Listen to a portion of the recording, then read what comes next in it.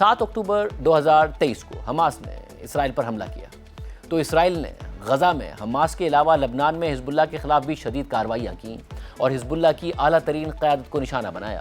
لبنان میں حزب اللہ کے ٹھکانوں کو تباہ کر دیا، جدید ٹیکنالوجی اور جدید ہتھیاروں کا استعمال کیا، ساتھ ہی ایرانی حکومت کو کمزور کرنے کے لیے اسرائیل نے خطے میں دیگر ایرانی اہداف کو نشانہ بنانا شروع کر دیا۔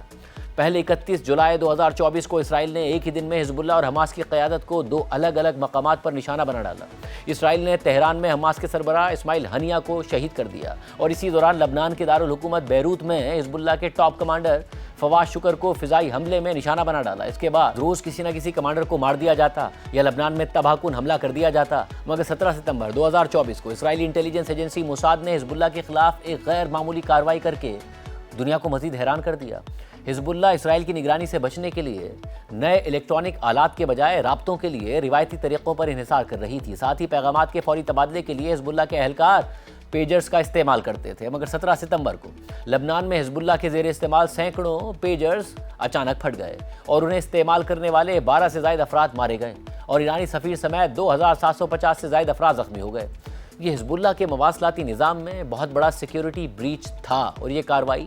اسرائیلی انٹیلیجنس ایجنسی موساد نے کی تھی۔ بعد میں مختلف رپورٹس میں انکشاف کیا گیا کہ موساد نے حزب اللہ کو ڈیلیور ہونے سے پہلے ہی ان ڈیوائسز پر بارود نصب کر رکھا تھا۔ صرف یہی نہیں، 27 ستمبر 2024 کو حزب اللہ کو اپنی تاریخ کا سب سے بڑا دھچکا لگا۔ اسرائیلی فورسز نے بیروت میں شدید حملے کیے، کئی پاؤنڈ وزنی بنکر بسٹر بامز گرائے، جن میں 3 دہائیوں سے زائد عرصے تک حزب اللہ کی قیادت کرنے والے حسن نصر اللہ قتل کر دیے گئے۔ حملوں کے وقت حزب اللہ کی دیگر اعلیٰ قیادت بھی حسن نصر اللہ کے ساتھ تھی، جو ان کے ساتھ ہی نشانہ بن گئی۔ پھر جب حسن نصر اللہ کے جانشین کے طور پر ہاشم صفی الدین کا نام لیا جا رہا تھا تو اسرائیلی فورسز نے انہیں بھی نشانہ بنا ڈالا، جس کے بعد کافی دنوں تک حزب اللہ نے اپنے سربراہ کا اعلان تک نہیں کیا یا پھر ان کا نام خفیہ رکھا۔ تاہم 29 اکتوبر 2024 کو حزب اللہ کے بانیوں میں شامل شیخ نعیم قاسم کو حزب اللہ کا نیا سربراہ مقرر کر دیا گیا، مگر نعیم قاسم نے جب قیادت سنبھالی تو حزب اللہ بہت زیادہ کمزور ہو گئی تھی۔ تمام اہم کمانڈرز مارے جا چکے تھے، قیادت اور کمانڈ کا بہت بڑا خلا پیدا ہو گیا تھا، جس کی وجہ سے لبنان میں حزب اللہ کی تاریخی اثر و رسوخ میں کمی آ گئی اور حزب اللہ کی قیادت صرف بیانات تک محدود ہو کر رہ گئی یا ایسا نظر آنے لگا۔ اس دوران شام میں بھی رجیم چینج ہو گیا تھا، جہاں دہائیوں سے اقتدار پر رہنے والے ایران کے اتحادی بشار الاسد کا تختہ الٹ کر احمد الشرع حکومت میں آ گئے اور ایران اور حزب اللہ کے درمیان زمینی رابطے محدود ہو گئے اور حزب اللہ کی سپلائی لائن کٹ گئی۔ اور اس صورتحال میں اسرائیلی حکومت، اسرائیلی فوج اور انٹیلیجنس سمیت دنیا بھر میں یہی اندازے لگائے گئے کہ حزب اللہ اب خطرہ نہیں رہی، مگر حزب اللہ اپنی کمزور پوزیشن کے باوجود اسرائیلی مطالبے اور لبنانی حکومت کے کہنے پر اسلحہ چھوڑنے کے لیے تیار نہ تھی۔ اور پھر جب رواں سال 28 فروری کو امریکہ اور اسرائیل نے ایران پر حملہ کر کے ایک اور جنگ چھیڑ دی اور ایران کے سپریم لیڈر آیت اللہ علی خامنائی کو شہید کر دیا، تو اسرائیل کو یہ توقع نہیں تھی کہ حزب اللہ بھی جنگ میں شریک ہو جائے گی، یا پھر اسرائیل کا اندازہ یہ تھا کہ اگر حزب اللہ نے جنگ میں شرکت بھی کی تو اسرائیل کو زیادہ نقصان نہیں پہنچا سکے گی۔ لیکن اسرائیلی اندازوں کے برعکس حزب اللہ نہ صرف جنگ میں شریک ہو گئی بلکہ اتنی منظم نظر آئی اور مزاحمت دکھائی کہ اسرائیل کو اپنی ہی انٹیلیجنس معلومات اور تجزیوں پر شک ہو گیا اور حزب اللہ کی اس غیر متوقع مزاحمت اور جنگی حکمت عملی میں مؤثر تبدیلیوں نے اسرائیل میں انٹیلیجنس اور سیاسی بحث چھیڑ دی کہ اسرائیل تو حزب اللہ کی پوری قیادت کو ختم کر چکا تھا، ان کا کمانڈ اسٹرکچر ناکارہ کر دیا تھا، اسلحے کے ڈیپوز اور لانچرز تباہ کر دیے گئے تھے، یہاں تک کہ لبنان میں حزب اللہ کی سیاسی پوزیشن بھی اس حد تک کمزور ہو گئی تھی کہ لبنانی حکومت حزب اللہ کو ڈس آرم کرنے کی کوشش کر رہی تھی۔ تو ایسے حالات میں حزب اللہ کیسے دوبارہ منظم ہو گئی؟ اسرائیل کے اپوزیشن لیڈر یائر لیپڈ نے 8 اپریل کو اپنے ایک بیان میں کہا کہ نیتنیاہو اس وعدے سے پیچھا نہیں چھڑا سکتے جو انہوں نے اسرائیلی عوام سے کیا تھا، یعنی ایران میں رجیم چینج، ایٹمی ہتھیاروں کے خطرے کا خاتمہ، بیلسٹک میزائلز کے خطرے کا خاتمہ، حزب اللہ کو کچل دینا، مگر ان میں سے کچھ بھی حاصل نہیں ہو رہا۔ وہ اسرائیلی شہری جو رات میں 2 دفعہ شیلٹرز کی طرف دوڑتا ہے، وہ نیتنیاہو سے یہ پوچھنے کا حق رکھتا ہے کہ یہ اہداف کیوں حاصل نہ ہوئے۔ اسرائیل میں یہ بحث اس لیے ہو رہی تھی کہ جہاں ایران کی طرف سے اسرائیل پر براہ راست میزائل اور ڈرون داغے جا رہے تھے، تو وہیں حزب اللہ نے بھی شمالی اسرائیل میں سرحدی علاقوں کو نشانہ بنایا اور کافی نقصانات پہنچائے۔ حزب اللہ کے جنگجو جنوبی لبنان میں بھی اسرائیلی فورسز کے خلاف کارروائیاں کرتے نظر آئے اور اسرائیلی فورسز کو نشانہ بنانے کے لیے فائبر آپٹک ڈرونز کا استعمال کیا، جس نے اسرائیل کی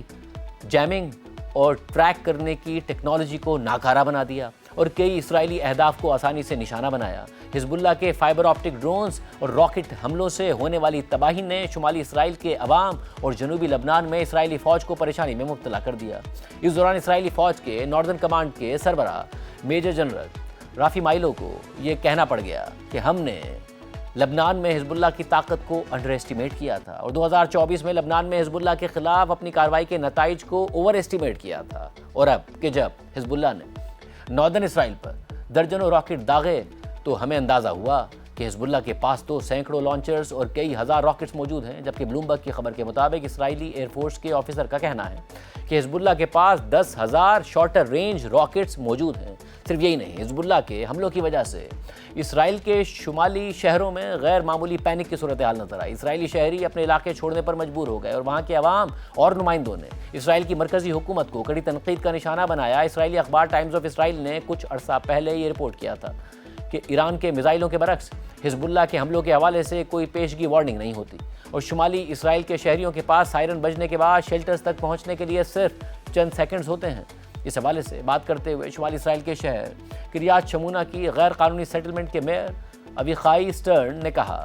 کہ اگر ہم نے اسرائیل کے کسی شہر کو کھو دیا تو اس بات سے کوئی فرق نہیں پڑتا کہ ہم لبنان میں صورتحال کیسے کنٹرول کر رہے ہیں یا ایران میں صورتحال کیسے کنٹرول کر رہے ہیں۔ یہ پہلی بار ہے کہ اسرائیل کا کوئی شہر ہاتھوں سے جا رہا ہے۔ انہوں نے مزید کہا کہ آج کریات شمونا میں 10,000 باشندے رہ گئے ہیں،